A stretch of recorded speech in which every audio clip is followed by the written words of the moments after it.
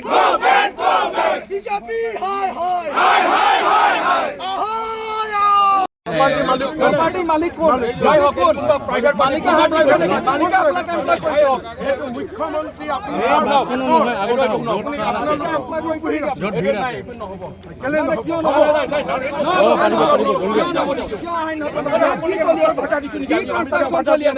क्यों निदिब আপোনালোকে কি কনস্ট্রাকশন চলি আছে কিয় নিদিব ইয়াত আমি চাবলৈ আহিছো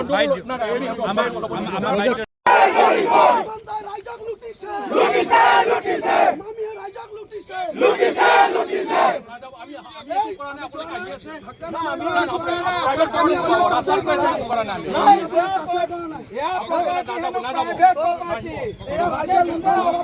মামি private go back go back go back go back বনवा মামি go back go back go back পাহাড় ভয়াম কাটি রেস্টুরেন্ট বনवा কেসে মন্ডা গো ব্যাক গো ব্যাক এই জুই জ্বলিছে জ্বলিছে জ্বলিব রাইজক লুণ্ঠন কৰা বিজেপি গো ব্যাক গো ব্যাক बीजेपी होशियार হুঁশিয়ার হুঁশিয়ার BJP go back go back অলপ দিন আগতে আমি হু ইজ HBS কোন হয় হিমন্ত বিশ্ব শৰ্মা ৱেবছাইট মুকলি কৰিলোঁ ৱেবছাইট মুকলি কৰা মূল কাৰণ হ'ল যে বাস্তৱভাৱে হিমন্ত বিশ্ব শৰ্মা ডাঙৰীয়া আৰু তেখেতৰ পৰিয়ালবৰ্গৰ অসমত কোনকেইটা ঠাইত কিমান শ বিঘা মাটি লৈছে আমিও নাজানো আৰু আমি সেইদিনা সংবাদমেল যোগেদি আমি অসমৰ জনসাধাৰণক অনুৰোধ কৰিলোঁ কি আপোনালোকে আমাক ৱেবছাইট যোগেদি মিছ কল যোগেদি আমাক পৰামৰ্শ দিয়ক ক'ত মাটি দখল কৰিছে তাত আমি যাম ক'ত কৰিছে তাত আমি যাম আৰু সেই হিচাপে আমি কিছু ৱেবছাইটৰ পৰা ডাটা পালোঁ যে কলিয়াবৰত এইটো কি বৰবগীয়া দলগাঁও সংযোগী পথত আজি গোটেই ইণ্ডাষ্ট্ৰী লেণ্ড দখল কৰি হাইৱে নিজৰ ফালে পাৱাৰ ট্ৰান্সমিশ্যন নিজৰ ফালে